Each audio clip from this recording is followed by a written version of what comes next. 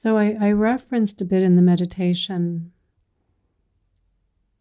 the asking you to look back at a situation that you might have had in the last few days where you felt a sense of heaviness, a sense of the weight of the world on your shoulders, and asked you to look at what was the belief behind that.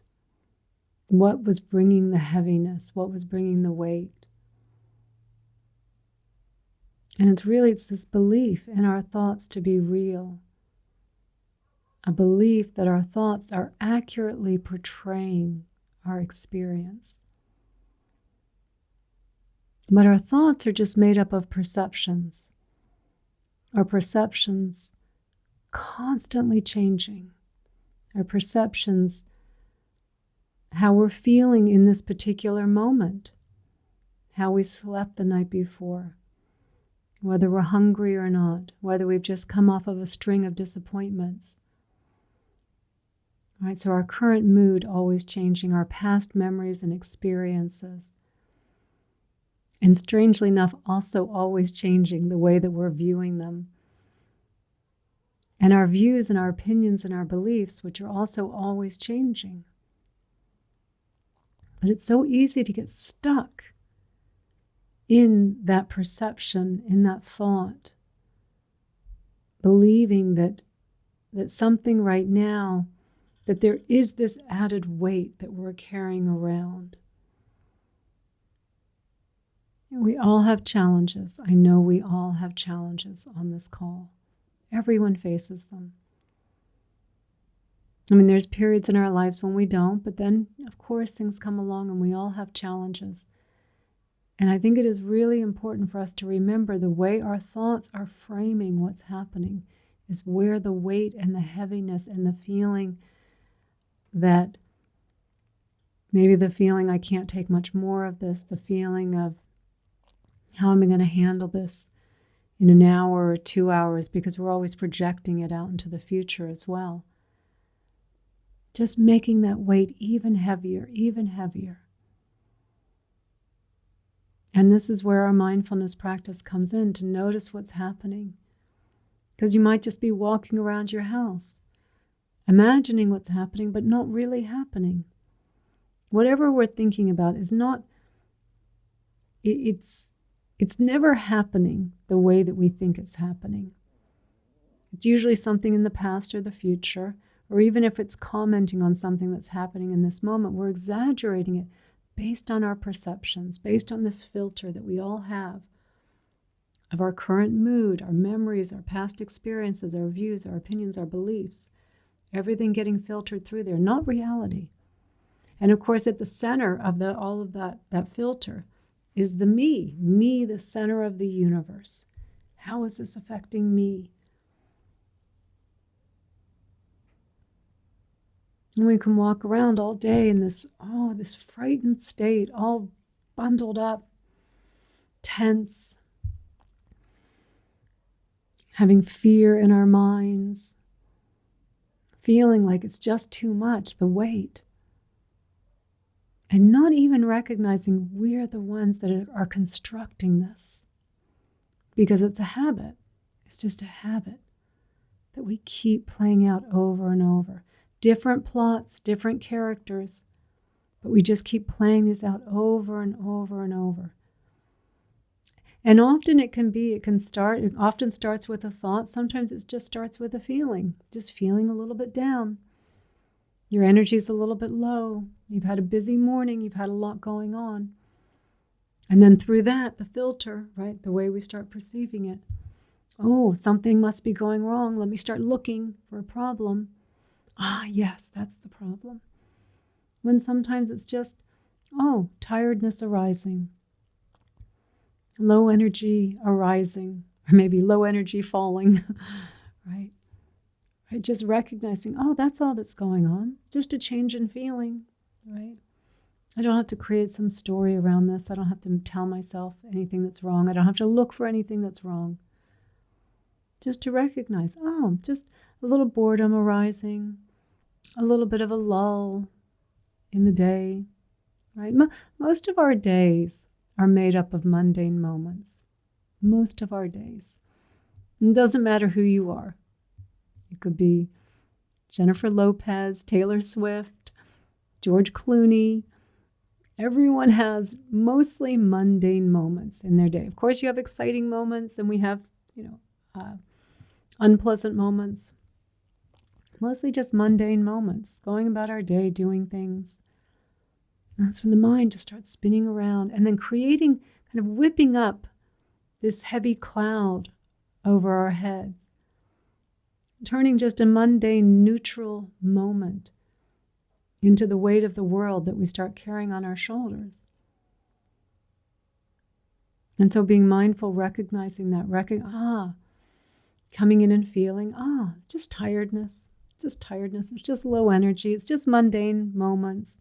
Just neutral feeling, neither pleasant nor unpleasant. Don't need to make a story over this. This will change. It always does.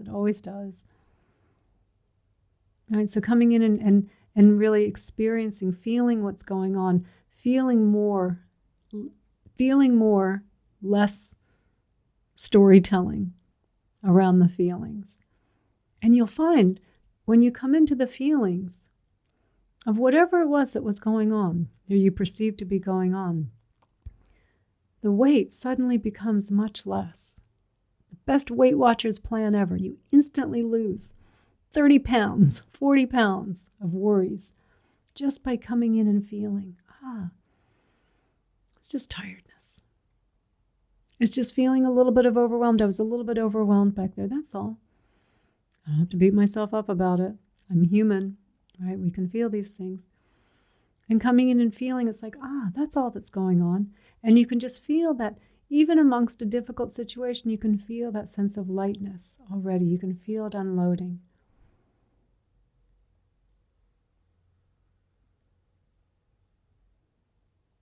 So be mindful of that. Be mindful of the storytelling of the weight. When you notice the weight of the world on your shoulders, it's coming from a belief and a thought.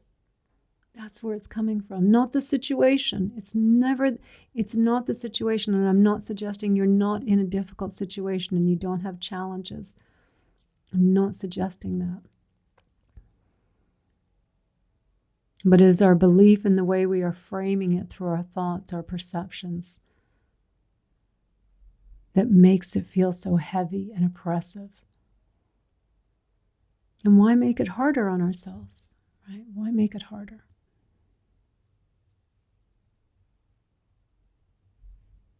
Let's see from Gary. Hi, Gary. Sorry, I can see I'm glad you enjoyed the meditation. And a little stuck the last couple of days. Oh, I'm glad to hear that. This is good timing. Yeah. We all get a little stuck, Gary. You're not alone. Everybody gets a little stuck. Right? We all end up in the hole. And then it's just important to recognize, how am I keeping myself in here? Believing the thoughts. Right? We're so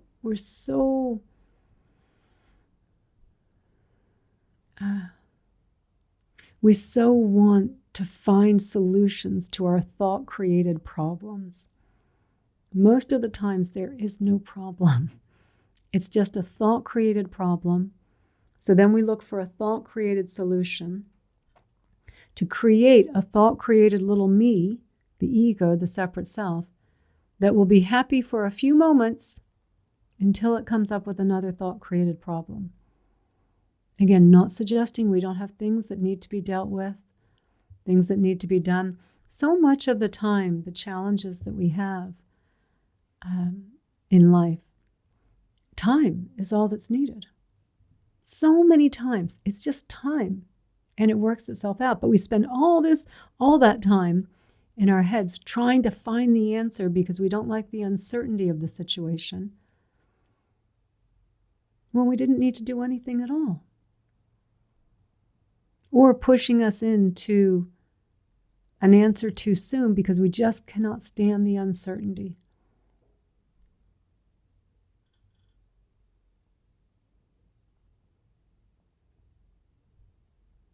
So remembering it's okay. We all have challenges. We all get a little stuck, Gary. You're not alone.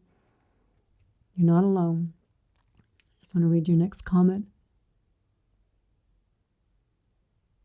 I would sit with the feelings, but fear that I won't escape them holds me back. I'm so glad you said that, Gary. I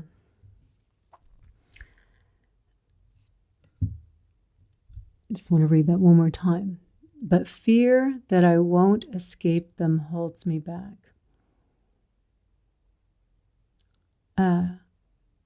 When we come to our feelings, and when I'm saying feelings, the physical, a pleasant feeling, an unpleasant feeling, a neutral feeling. Emotions, a thought plus a feeling. Sadness, right? The feeling plus the thought, right? Of sadness, anger, the feeling plus the thought. So in the feelings, so we're coming into the feelings. And the feelings, while there'll be, again, 3 types of feelings. We have pleasant feelings, unpleasant feelings, and neutral feelings. And of course, there's gradations of how pleasant versus unpleasant, of course. But there's just those 3 types of feelings. So when we're coming into our feelings in our mindfulness practice, we're using self-compassion, right? I love self-compassion. Oh, sweetheart, this is tough. This is challenging. You're a little stuck. Right? As a way to bring us to our feelings, right? To break us out of the story, to bring us into what's happening. Yeah, this is tough. Maybe you are in a tough situation, right?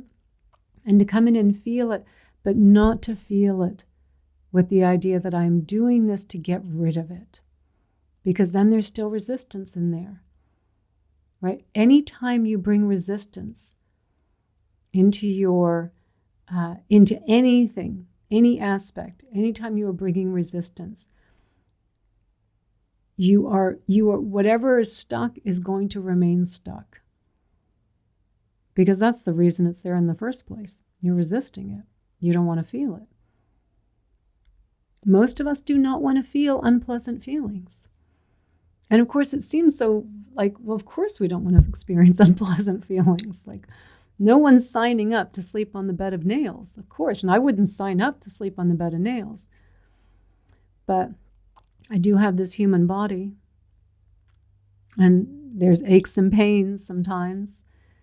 And there's unpleasant situations.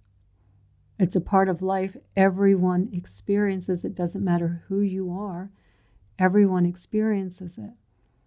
So everyone is experiencing some kind of challenge, some kind of physical pain, a challenge at work, a challenge in their relationship, a challenge with a partner who's not doing well, that's physically ill, has some challenges.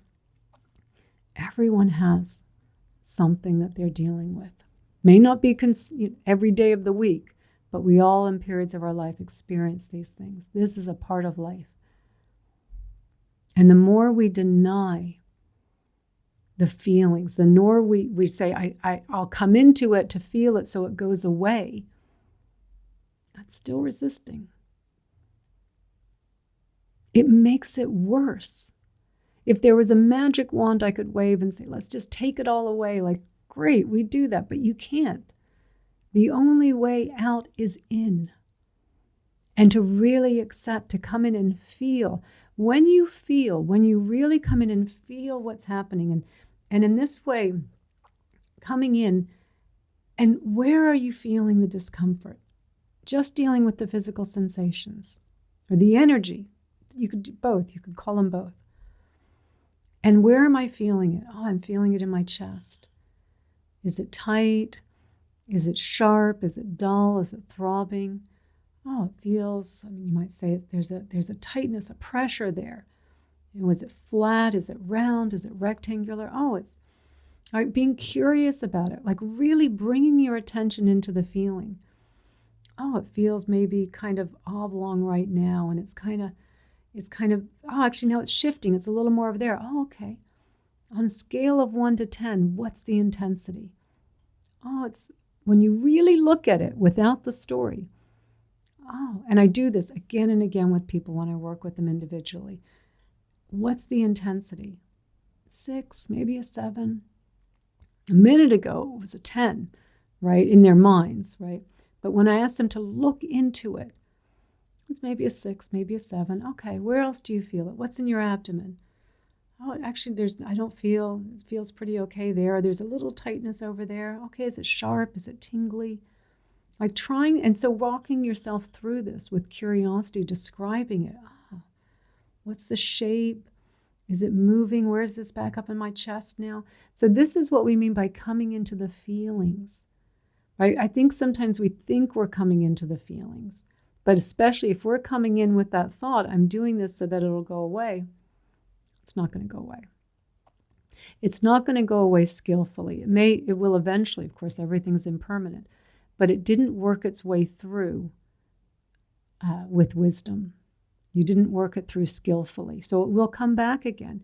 And then we know that tightness that we have when we start to feel a wave of fear, of apprehension of something that's coming over us. Maybe it's not something physically happening, but it's just a fear. And of course, the fear feels physical. It is physical feeling, right? All that stress and adrenaline and cortisol and norepinephrine running through our veins. So yes, there's a physical feeling that's associated with it. And we fear that feeling when it starts to, oh, no, I don't want to feel this. I don't want to feel this, right? Making it worse, taking what might have come up as a 6 to a 10. Instead of, oh, here it is. The more you spend time with it, accepting it, even talking to it, it's okay that you're here. Anxiety, fear, worries. It's okay that you're here. Let me create some space. Let me breathe, create a little space for you. There you go. How's that feel? Right? Because we're normally, holding so tightly. And so in this way, we're saying, okay, you're here anyway. Let's create some space for you. Here we go. There we go. Yeah, it's okay you're here. It's okay. It's okay to feel what you're feeling. It's okay to feel this. And in this way, we are truly accepting it. And what you will notice is now you really do see like, it's changing. It's not as intense as I was telling myself in my mind. The story is always worse than what we're actually experiencing. If it's like physical pain, but even just in the fear, oh no, my worst fear coming true. Usually just a thought, imagining our worst fear coming true. And we feel that wave coming on, but the more that we acknowledge, we're mindful, and we notice when it's coming on and go, oh, here it is. This is what Meredith was talking about. Let me come in and feel this. Where do I feel the fear in here? Where is it? Oh, yeah, I can feel a little throbbing over there. Yeah, and I can feel a little bit over here, and I can feel it kind of moving around, right? And the more that you do that and accept it, like it's okay to feel this, let me create some space for you, fear. You're here. Let me create some space for you. Okay. And every time you do that, you fear it less. You fear it less. You fear the feeling of fear less. You'll react if you need to. If you're about to step across a snake, it's not going to take out your amygdala. But you will, all the imagined fears and worries and fretting that we can spend our whole lives doing, because a lot of the time it's just that pattern, that wave just keeps arising, and we react and we react and we react. So this is changing our relationship to going, it's just physical sensations. I mean, if there were really a tiger in front of you, you'd be running or you'd be dealing with it. There's nothing in front of us most of the time, right? Just us holding the imaginary gun to our heads. And instead we feel it. And it does. Each time you do this, the more you can accept your uncomfortable feelings, the more you can be with those uncomfortable feelings, being with the feelings, accepting them, not the story, not the thinking, the feelings, the physical sensations. The more time you can spend being with them, the less frightening they are. They're so frightening because we will not accept them. We even tell ourselves, and even in self-compassion, even though I hope that I'm always saying with self-compassion, it's not to make it go away, it's to bring us into our experience. When we say, oh, sweetheart, that was really tough. That was really embarrassing. That really sucks. You really screwed up back there, right? It's about accepting. Excuse me, I bit my tongue. It's accepting what's happening. Oh, yeah, it did suck. Yeah, I'm not going to try and put lipstick on that, right? Something happens like that. And it's bringing you into accepting what you're feeling, being with it, and then allowing it to move through you as it needs to move through you. So the next time something comes on, you go, oh, I'm going to be with it again. And you do that, and you repeatedly do that. And it does get to the stage where you feel then those waves coming on. And you, oh, here it is. I'm not so frightened by it anymore. You've changed your response to it. You've changed your response. So feeling, really feeling, Gary, and for everyone, really feeling and accepting it's here anyway. You're not saying, oh, and I'm not suggesting saying, oh, bring all this extra fear and worries on. I'm not saying you're taking more on. I'm saying deal with the fear and the feelings that are here already. They're here already. Let's deal with them with kindness, befriending them. I mean, seriously, befriending the feelings, not the stories, the feelings, so that they're not so overwhelming. Oh, here it comes. Yeah, I see that. It's just arising and passing away. Right? And that's how we work through emotions. Right? That's how we work through them. If it's sadness that's arising, right? If it's sadness that's arising, feel sadness. Feel the physical sensations. It's not as scary as the story of what it is that you're fearing, right? And as long as you stay in the story, the feeling will feel like it will always feel much worse than it really is, and you never get to the root of the problem. Because the story can just come along anytime. Oh, I don't want to feel this. I mean, you're feeling it. You are feeling it. But you're resisting it the whole time. You're not allowing it to move through you. You're not allowing it to move through you. And I can just see, I'm going to jump ahead because I can virtually, I think, read out your question, Cassandra. And I'll come back to the previous questions in a moment. But I have the fear of death since my father died. And so first of all, I'm sorry for losing your father, because it's always sad when we lose someone. And I would probably ask, were you able to grieve, really grieve and feel the feelings of sadness, of loss? It would be my guess, stop me at any point if I'm wrong here, Cassandra, that the loss of your father, the loss of any one of us, if we're experiencing a loss, and someone that your father you're very close to, that you love so much, that we resist that. We think it shouldn't have happened. In some way, why did this happen? Shouldn't have happened to him. He was so young. Why did this? If we'd only done this. Right? All of that kind of pushing back on it instead of feeling the grief, the sadness, the feelings, allowing them to move through us. So it would be my guess that when we don't grieve, when we don't allow ourselves to grieve, more fears come out of that. And that's another point of this. It's not like you're quelling anything by not being with your emotions. Just more fears and worries develop. That now you have a fear of your own death. So not living your life if you're fearing your death, right? Because this inability to, or this resistance to feeling, what is. So my suggestion would be for both situations, whether it's for your father and for your fear of death, being so mindful. Actually, I'm going to say I would give a more prescriptive practice for your father, to spend some time grieving him properly.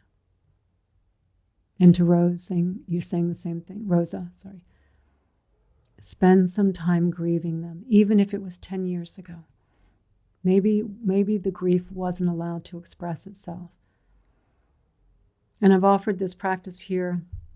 I offered this, I think, to Lucilla a few weeks back.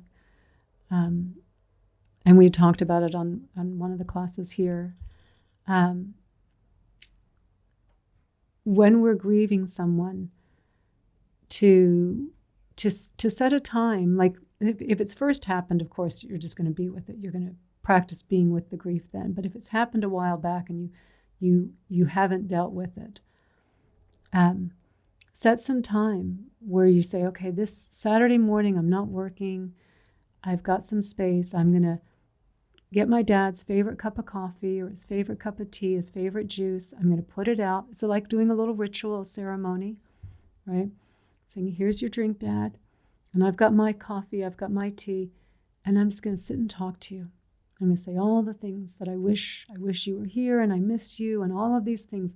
And in doing that, creating the situation where the grief will come, and then you're going to be with it. Be with it. Bring a big box of tissues and let the tears flow. And just let them flow and feel it. Feel what sadness and grief feels like. And I would do that several times until you feel. It's until the tears maybe stop flowing. We don't grieve. In the West in particular, we don't know how to grieve. I think when we see people in India or even in the Middle East, and you see just this wailing that people will do, like there's no inhibition. They let it all go out, right? They let it flow. And we're so trying to be so stoic, trying to be strong, thinking that we're being strong. All we're doing is stuffing down our emotions. And then they come out in other ways. Right? Where we start fearing our own death, where you can't have a normal social life because of fears, right? So depending upon how deep this is, Cassandra, how deep this is, I mean, you might need a therapist, a grief counselor to work through this with. I'm not. Oh, sorry. You're referring to Gary's there. So, yeah, you might need to talk through a grief counselor. There's another teacher that you might want to talk to about this tonight. But you've got to feel it. You've got to feel what's going on. And you might need some help in feeling this. You might need someone to be guiding you through it. So maybe someone who may be in some grief counseling groups, some support groups like that. But you definitely don't want to let this continue on. You don't want this to continue on. And then when the fear of your own death or other fears that are stopping you from living your normal life, as those arise, practice being with it as best you can, self-compassion. Oh, sweetheart, this is really tough. Let's be with it. Let's feel it. Breathe into it. Feel it. It's here anyway. Let's practice learning how to be with it.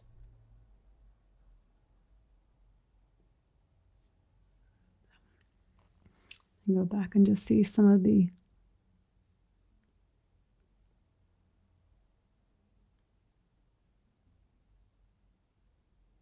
just from Mary, I put my hands on my shoulders with a sigh. That must be the weight on my shoulder that I must feel at times of anxiety. Yeah, and in a sigh, like sighs are good when it can be like oh, I've got so much, but also change that sigh to a feeling like a sense of that exhale. An exhale is a release, is a letting go, right? Letting it go, right? And reestablishing back in this moment. So using the breath as a way when we're walking around, when we're worried, when we're fearful, when we've got the adrenaline and the cortisol running through our veins, we're breathing in a very shallow way, and not shallow like I was talking about in the meditation when it's a good way, but in this like very fast kind of way, right? Very fast way. Thank you, Gary. Sorry. This kind of, oh my God, something's happening. And there's all these receptors in the upper part of our lungs for the sympathetic nervous response, the stress response, right? But when we breathe more deeply, at the lower part of our lungs are all the receptors for the parasympathetic response, the rest and relax response, the rest and digest response. And so just our breathing, how we can walk away, it starts out just a little worry, a little fear, a little holding on, a little breathing shallow in there, but it kind of snowballs into this really big, into something bigger, right? Our breathing becomes shallow. The thought happens, the breathing becomes shallow. We get more tense. The thought makes it even, it's like, oh, this feels really bad. And the thought gets bigger. The feeling becomes bigger. The tightening becomes bigger. So it just becomes this snowball pattern. We've got to find a way to break that. And the way to break it is coming into feeling it. Using the breath, taking some deep breaths. And coming in and feeling to break you out of the story. As long as you are lost in the story, you're not going to break the feelings. You're not going to break it. And I know it's so hard. It's so easy to sit here and say this, Cassandra. It's so easy, and Gary and Mari, it's so easy to say this. And I don't say anything to you that I have not already done. But the more that you, and start with maybe little things first too. So little things that maybe that worry you or give you some concern. So maybe we don't have to go to the biggest things, but just little things. And notice it and feel, right? And keep feeling. And as you keep building up to more and more things, it really, you become so aware of it. Oh, here it is. Because the patterns will still play out for a while. Oh, it's just a wave of a feeling. It's just even the adrenaline and the cortisol. I mean, for those of us old enough, like myself, it's like a hot flash, like just coming over you, right? It's like, oh, it's just a hot, right? There's no story to make around it anymore, right? It's just you're used to being with it now. You're more comfortable being with the feeling. It's not as scary. We are more afraid of what we don't know. And in our minds, we make a little tiny spider, we'll turn it into a tarantula, right? Or a little goldfish, we'll turn it into a shark. We'll make it this big, big, big thing. Like in The Wizard of Oz, right? Oz was this big, big, big thing. And then Toto goes behind the curtain, remember? And then they pull back the curtain, and he's just this little old man pulling a bunch of levers. That's what most of our fears are. And when you see it and you go, oh my gosh, I let that rule my life. I let that stop me from living my life. Because if we're living in fear, we're not living. We're not living, right? And your dad would not want that for you, Cassandra. And Rosa. That is the last thing they would want for that to happen to you. So wherever we are, whether if you've lost someone, if you haven't lost anyone yet, because we all will lose someone eventually, whatever your worries are, your worries about work, about a relationship, whatever it is that brings on that that kind of tightening, right? And the ego, right? Of course, the ego, fear and desire, always coming in a tightening, always. It's never soft. It's never laid back and easy. It always comes in this gripping kind of sensation. Different degrees, of course. And you notice it, and this is where our mindfulness practice is. Feel it. Use self-compassion. That's a mindfulness practice. Come into it. Whatever tools that help you. Another practice, it's kind of along the lines of a self-compassion practice is, just like me, millions of people in the world right now have lost a parent and are sad. And just like me, millions of people are worried about their job.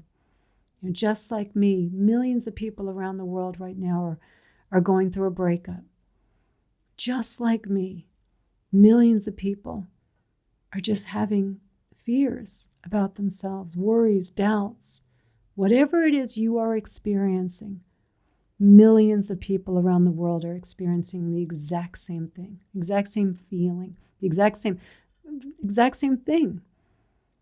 It is not, whatever you are experiencing is not a unique experience. We imagine we're the one person out of 8 billion people on the planet experiencing this, and it makes us feel more alone, more isolated. It makes the weight heavier. It makes everything close in because we feel like this small, feeble little being, separate. Something's wrong with me. But when we remember, and the petting is so important. You're just like me. Millions of people right now are feeling nervous. You're just like me. Millions of people are feeling overwhelmed. You're just like me. Millions of people around the world are feeling doubt. And it brings this sense of, this is a normal human experience. It is normal, right? It's normal to feel. It's normal to feel. We want to feel, right? And so just in that acknowledging, it's not just me. It's not just me. Millions of people are experiencing this. And that, again, is a way of allowing us to be with our experience, not to make it go away. But it does, because we're coming out of that feeling of separateness and there's something wrong with me because of this, it does dial it down a little bit so that we can be with it. So that's what our practices, our mindfulness practices are helping us to do, to be with our experience, to not judge it, to not push it away, to create space, to befriend whatever it is that's happening, because that's what's happening, and allow it to move through at its own pace. Whatever, it's like if you have to be here for the next 5 hours, I'm here for you. I'm going to create space because it's just feelings. It's feelings. It's the feeling plus the story, the emotion then, that throws us over the edge, right? Or the feeling plus the story of, how am I going to handle this in the future? That's big one, throws us over the edge. I'll just go back to a couple here and then.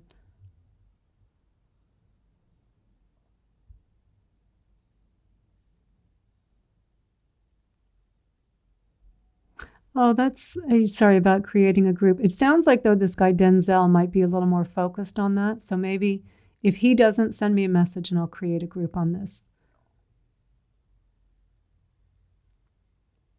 Oh, sorry. Are you saying, gives you hope how to handle it again? Okay. Yeah, and James, and good to see you again, James. Yeah, the fear, the only worry you're saying, sorry, my only worry is that of the unknown, what will happen. But having learned to be present has been a salvation. None of us knows what's going to happen. None of us knows, right? That's what we talked about in yesterday's class on here. None of us knows what's going to happen. And if you did, you would be bored out of your mind. You would not want to know everything that's going to happen, the good and the bad. Where's the excitement in that? Where's the excitement?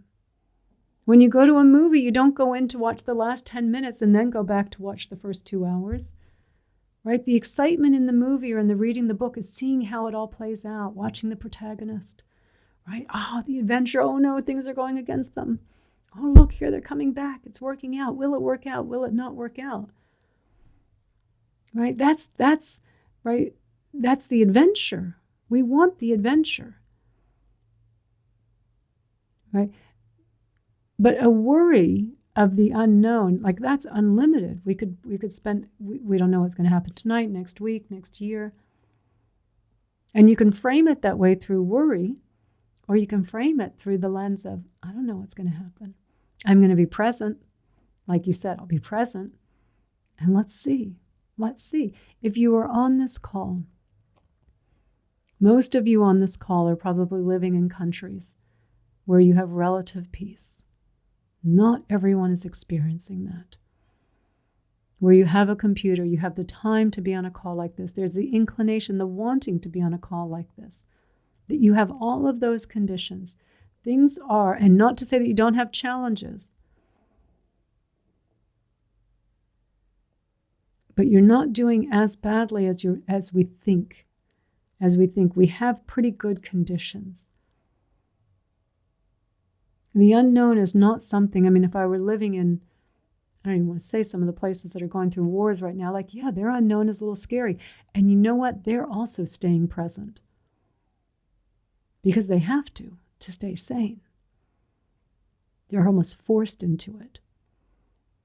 Because we actually have such leisurely conditions, such good conditions, such relatively safe conditions, we allow our mind to create worries and fears of the future that aren't based in reality. So yes, being present. The unknown is not something for us to fear. It makes our lives exciting. I don't know what's going to happen next. I don't know.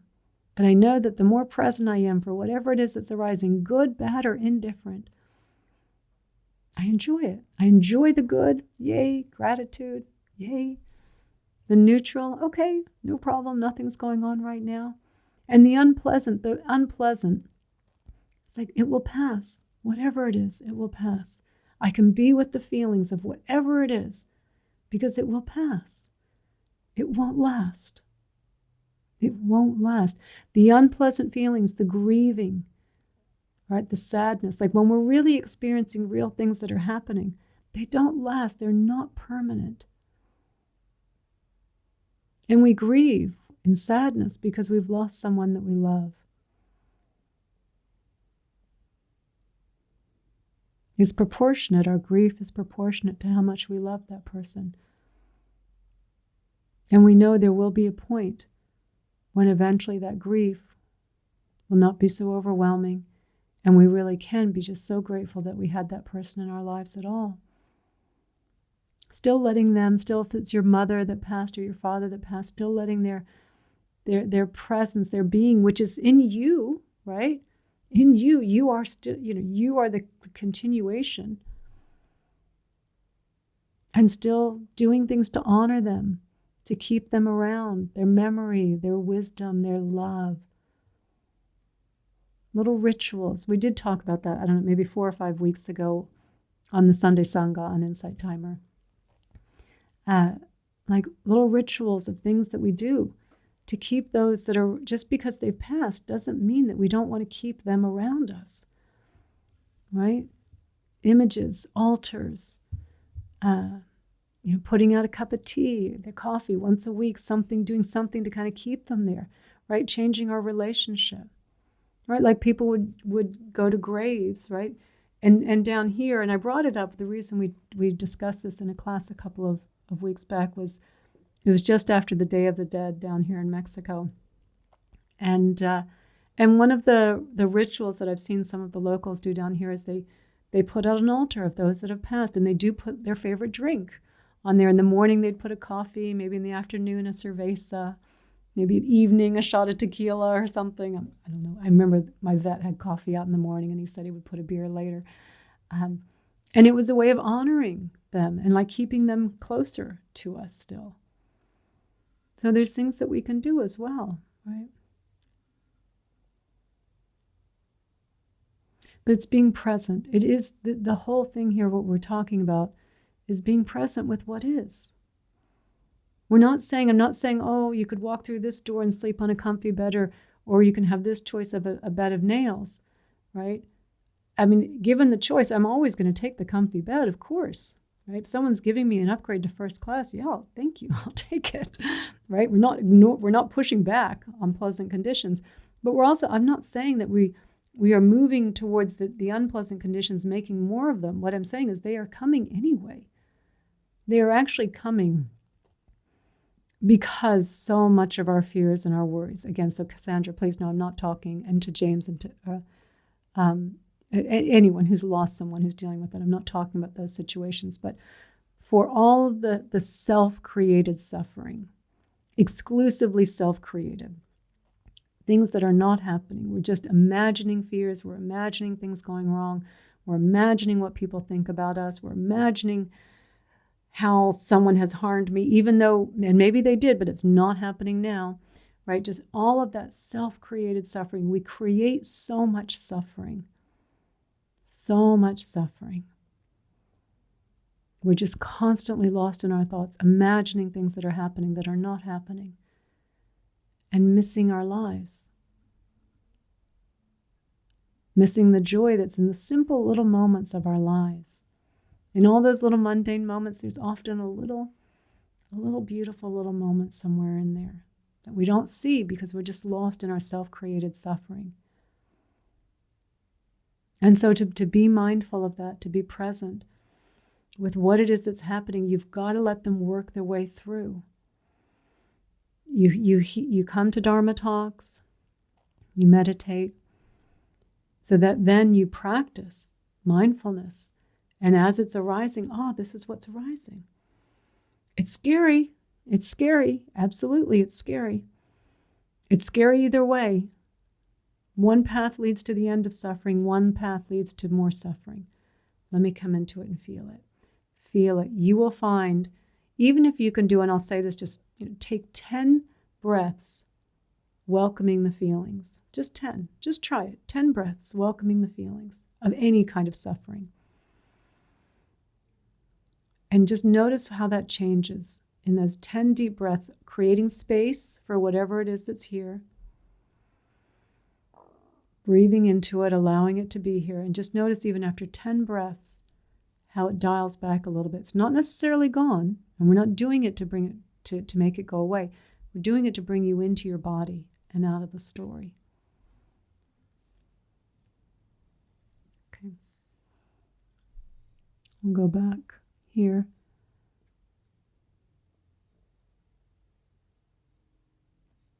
Not a beautiful message from Gary to Cassandra that yes, grieve at your own pace, but make sure that you are grieving, that you are allowing yourself the space to grieve.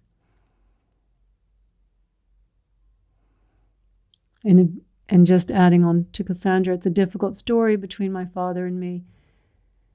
The story is probably creating the problems there. If there was some strangeness in your relationship, some estrangement in your relationship, the story might be blocking you, and I'm just making an assumption there, but that might be what's blocking you from being with the feeling. The story doesn't matter. The story doesn't matter at this point. Whatever the feelings are, be with the feelings. Be with the feelings.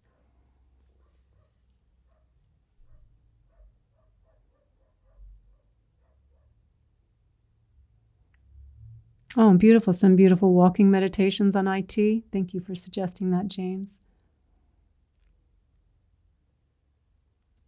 Yes, I'm glad you see that life would be boring without the unknown.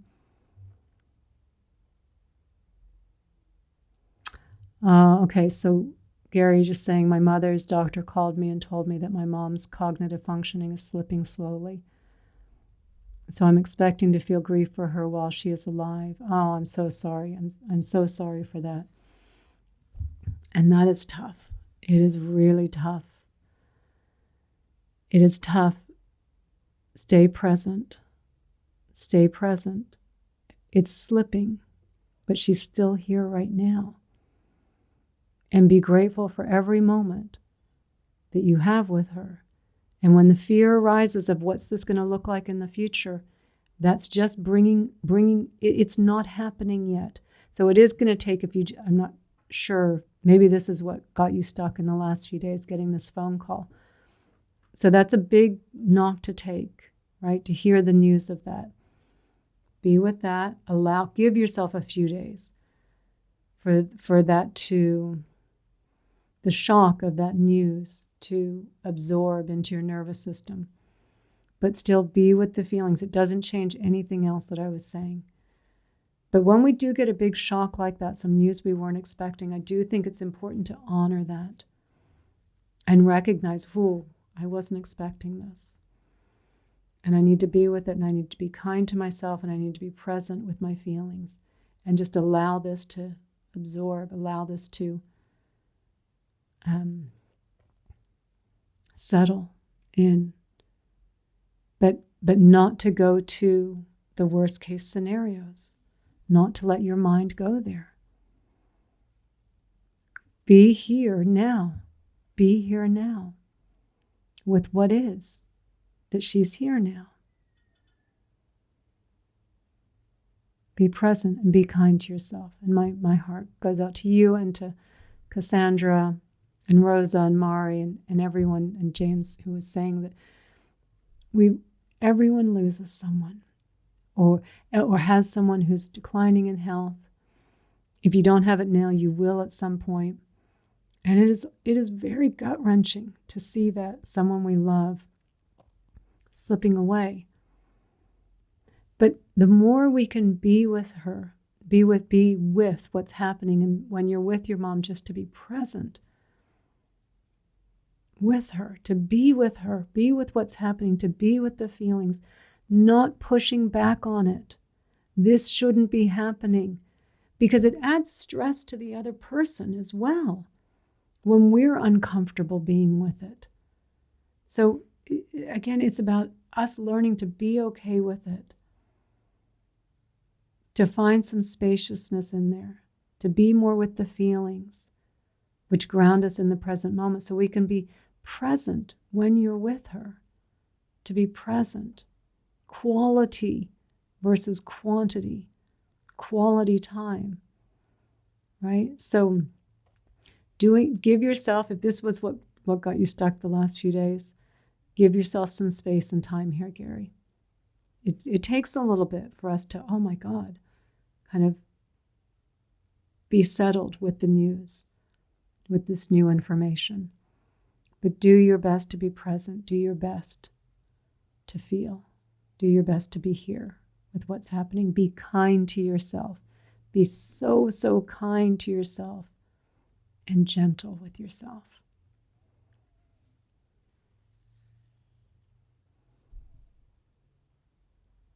And just Sue, so I think you're adding on to someone, or maybe my comments, estrangement from your father within the past few years has created several issues, likely the anxiety, yeah. Anxiety is a beast, yeah. It is. An estrangement from our family members is really tough. It's really tough. My sister Libby is on the call. I think she's still on. I'll see her icon going across. And there she is. We're actually together in that photo. She has a little closer relationship with our father, but my other sister and myself really do not at all. It's very strange. There's a lot of estrangement. It's very, very weird. And there's been times of anger towards him for it, and disappointment and sadness and kind of all the emotions that one would expect, around that. It took me quite a while to come to terms with that. And so, and I know I've said this so many times, but I am going to say this is the prayer that helped me forgive him. I'll say it again. I've put it on the group page, on my timer page, on my teacher timer page. But saying this prayer, for anyone that I have harmed, either knowingly or unknowingly, through my own confusions, fears, or desires, I ask for your forgiveness. For anyone that has harmed me, either knowingly or unknowingly, through their own confusions, fears, and desires, I forgive them. For anything I am not yet ready to forgive, I forgive myself for that. And for all the little ways I harm myself, negate, doubt, belittle, judge, and criticize, I forgive myself for that too. And Sue, for the longest time, it was the third verse that I would think of him with. For anything I am not yet ready to forgive, I forgive myself for that. And in that way, I was practicing forgiveness and opening my heart still until I finally got to the second verse. For anyone that has harmed me, either knowingly or unknowingly, through their own confusions, fears, and desires, I forgive them. And I do forgive him. He's got his issues. He's got his challenges. He's definitely got his challenges. I do forgive him. I don't put lipstick on this and pretend like it makes me happy. to have a father that doesn't really want to be involved in your life. I'm not going to pretend that's a happy event, but I finally came to the point where I can forgive him. I can forgive him. And so saying that prayer, and it's again there's a group page on my Insight Timer teacher page. I think I just called it Sangha. It was first Boundaries. We changed it to Sangha. Say that prayer every day.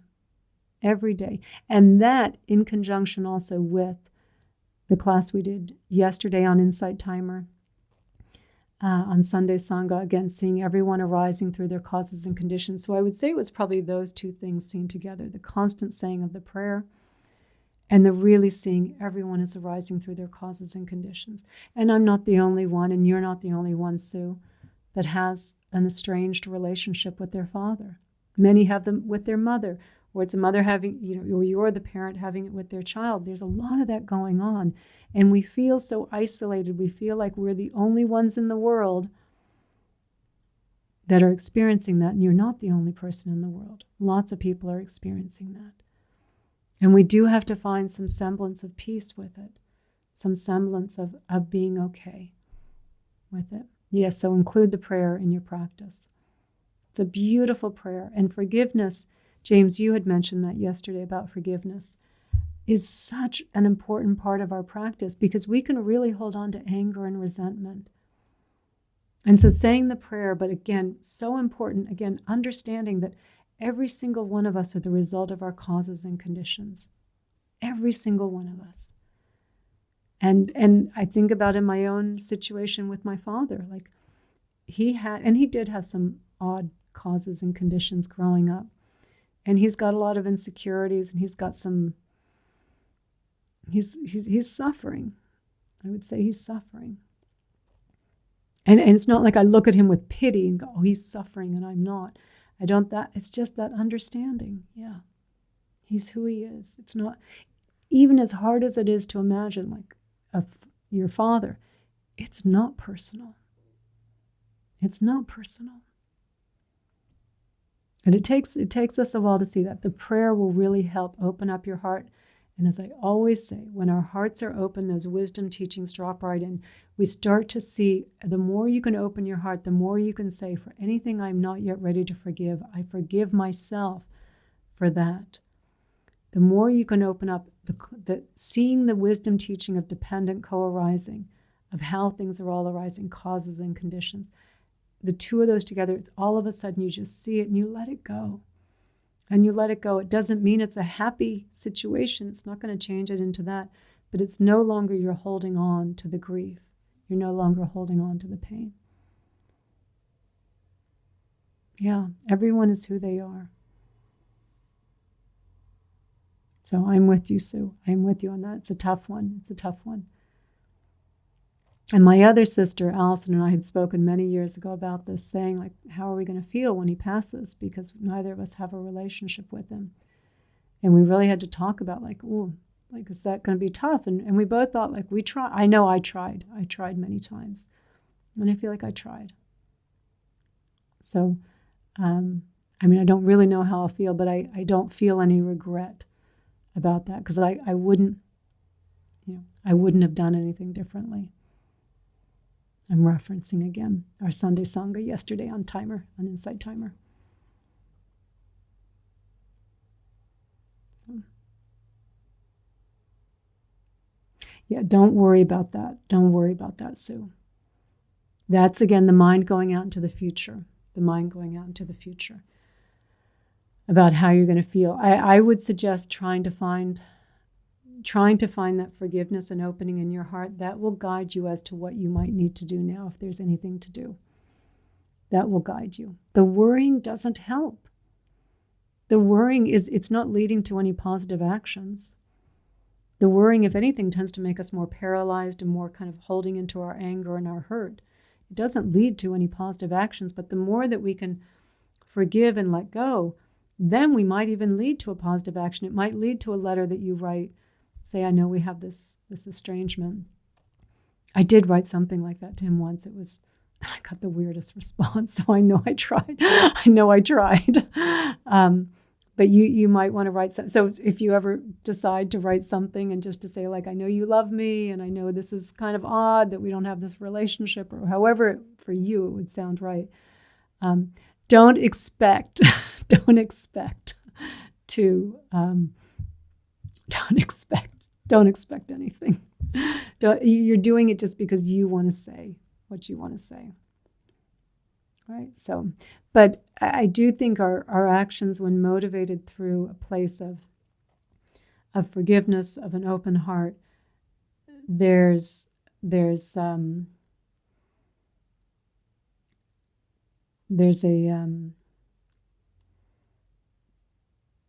I can't come up with the right word. It's just whatever it is that's guiding us in that moment is what needs to be said. And there's no grasping around it. There's no ego around it. There's no anger, no trying to hurt anyone. Just when your heart is open, pure. That's what I'm saying. The actions that come out are very pure, are very sweet, are very innocent. At that point, it's just, I want to say these things because you're my dad, and I do love you, and for all the good times we had as a child. And I reference that, like, yeah, like I appreciate all of those times, but wow, as an adult, something went off the rails. And so, coming from that pureness, that authenticity, that innocence, coming from our heart, right? I think I think you will find whatever action needs to be, whether it does or doesn't, you will be guided much more wisely from your heart. Because wisdom lives in the heart. Wisdom comes out of the heart. It's here. It's here.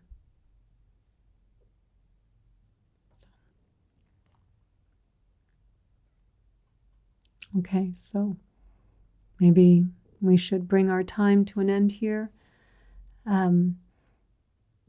So we've got, just as a reminder, next Sunday Sangha on Insight Timer at 11 a.m. Mexican Standard Time. And you're welcome, Sue. And I might be changing Mindful Mondays. I might have to do it on Tuesday or Wednesday next week. I'm trying to get a doctor's appointment, and this doctor's only in on Mondays in La Paz. So I don't have it scheduled up on my teacher's page yet, but I'll have that up in the next couple of days. We will do this format. It just may not be on Monday next week. But I hope you can join me. And I hope for everyone on this call, for everyone that's going through something, and we know so many people in the world are going through something. So many people in the world are facing challenges. And it's really important that we remember we're not alone. We're not alone. And when if there's someone in your life that's going through something, send them a message today. Let them know you're thinking of them. And for those of you that are going through something as well, like, be kind to yourself. Be so kind to yourself.